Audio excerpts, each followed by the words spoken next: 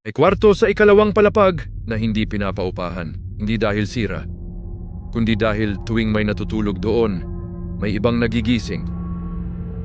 Sa lumang boarding house sa Baguio, may isang silid na laging nakalock. Room 207. Hindi ito nasira ng lindol. Hindi ito nasunog. Maayos ang kama, may kurtina, may bintana, pero walang tumatagal na boarder doon. Lumipat si Denise, isang nursing student na naghahanap ng murang matitirhan.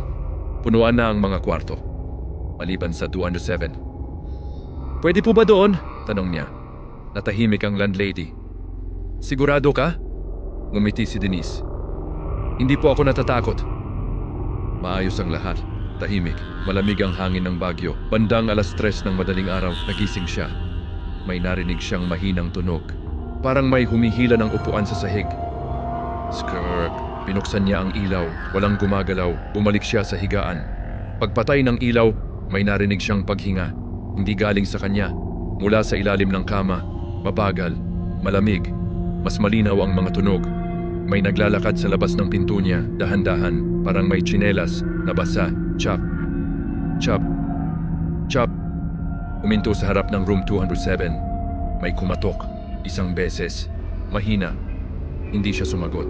Muling kumatok, mas malakas. "May tao po?" tanong niya. Walang sumagot. Pagtingin niya sa peephole, walang tao sa hallway. Pero may nakita siyang anino sa likod niya, sa loob ng kwarto. Paglingon niya, walang tao. Pero ang aparador ay bahagyang nakabukas. Hindi niya iyon iniwang bukas. Nagising siya dahil sa lamig. Hindi normal na lamig. Parang may nagyayelong hininga sa leeg niya. Unti-unti siyang dumilat. May nakatayo sa paanan ng kama. Isang babae. Mahaba ang buhok. Nakasuot ng lumang uniforme ng nurse. Basang-basa. Tumutulo ang tubig sa sahig. Ang ulo nito, nakatagilid, masyadong nakatagilid. Parang nabali ang leeg. Nakatitig ito kay Denise. Walang puti ang mata, puro itim. Hindi ito gumagalaw, hindi rin kumukurap. Sinubukan ni Denise sumigaw, walang boses na lumabas. Dahan-dahang lumapit ang multo, hindi naglalakad. Dumudulas, parang may tubig sa ilalim. Uminto sa tabi ng kama. At dahan-dahang yumuko. Hanggang halos magdikit ang mukha nila. Amoy niya ang tubig, amoy lumang ospital, amoy dugo. At narinig niya ang bulong. "Palit tayo!" Kinabukasan tinanong niya ang landlady.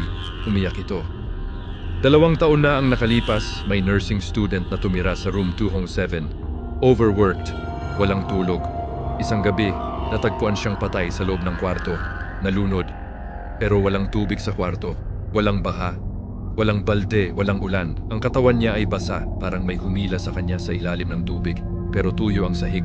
Din simula noon, may naririnig na paghinga sa ilalim ng kama.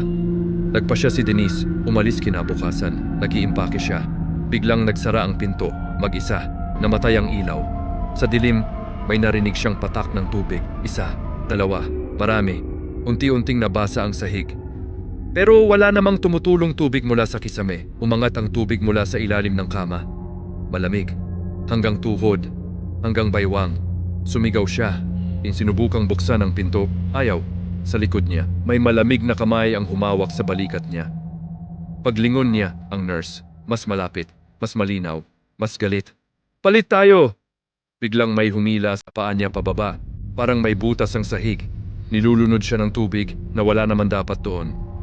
Habang lumulubog, nakita niya ang kama. Unti-unting nawawala. Hanggang sa ang huli niyang nakita, ang multo na nakaupo sa kama niya, ngumiti. Kinabukasan, wala si Denise.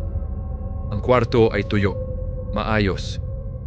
Pero may bagong litrato sa dingding. Isang lumang picture ng boarding house. May mga dating boarder. At sa pinakadulo, may bagong mukha, si Denise. Basang-basa, nakatayo sa likod, nakatitig. Hanggang ngayon, ang room 207 ay pinapaupahan pa rin.